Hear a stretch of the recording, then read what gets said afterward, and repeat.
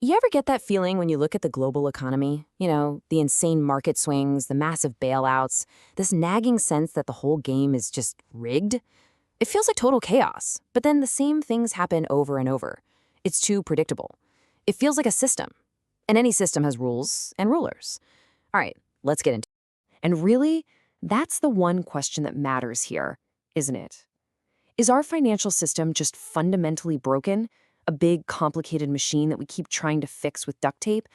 Or is it actually working perfectly, exactly the way its designers intended? I mean, this quote just nails it.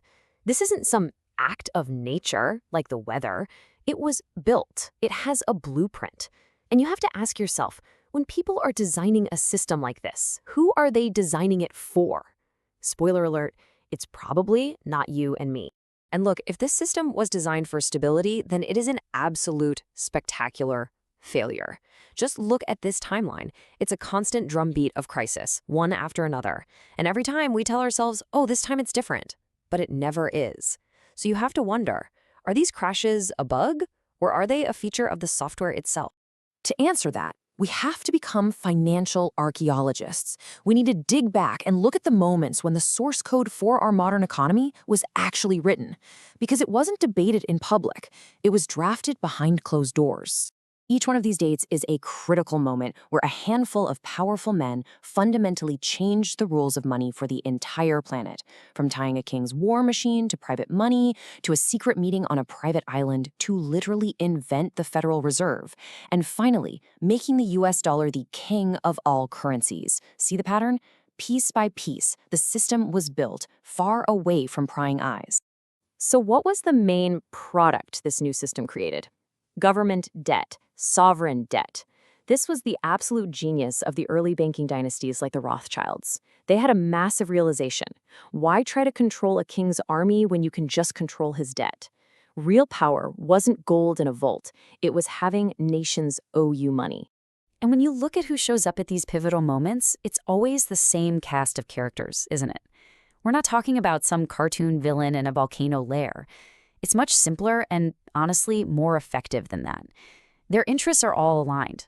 They go to places like Davos and other forums, not to hatch evil plots, but just to coordinate, to make sure the system that works so well for them keeps on working. All right, so we've got a system designed by a very specific group of people with very specific interests. So what does this system actually do? Well, it creates a perfectly predictable, endlessly repeating cycle. I call it the boom-bust machine, and its job is to systematically create and then vaporize paper wealth. And what's wild is that the blueprint for every single bubble is exactly the same. It always starts with a spark of real innovation. The internet, new kinds of mortgages, whatever. But then pure euphoria takes over. Greed hijacks the narrative.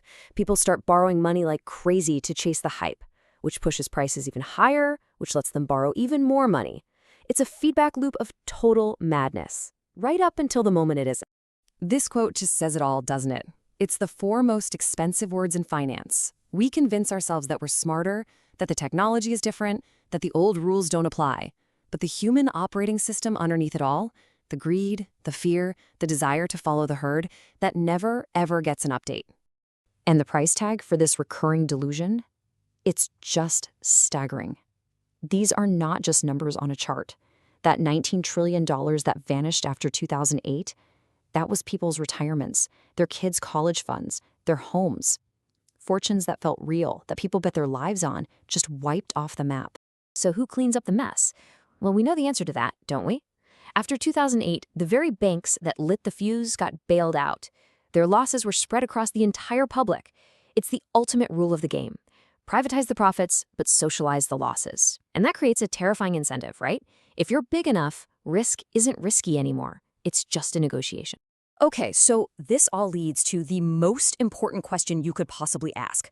When the system breaks, when the paper promises and the digital numbers can't be trusted anymore, what's left?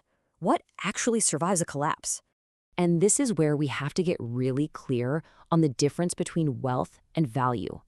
See, on the left you have wealth. It's all promises. A stock certificate is a promise. A dollar bill is a promise. A pension is a promise.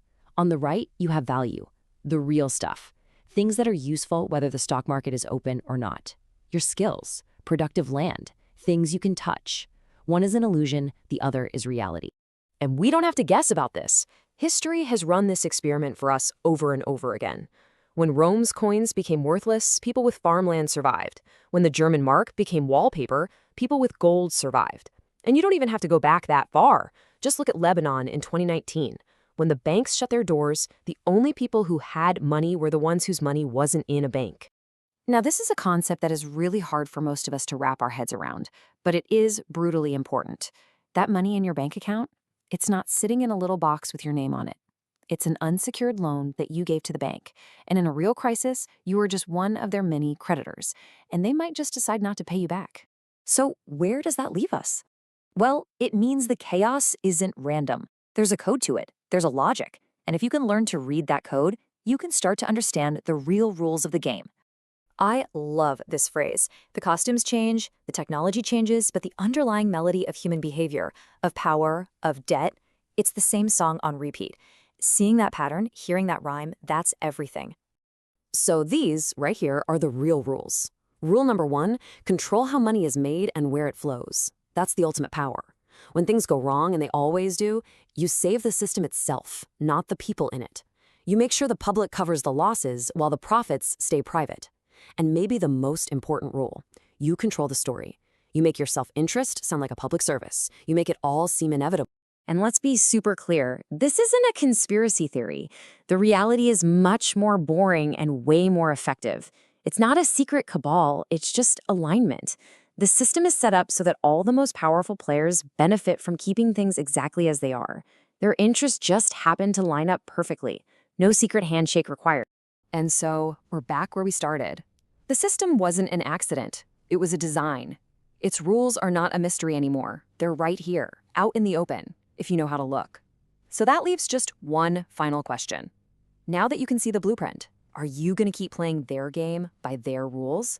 Or are you going to start playing your own?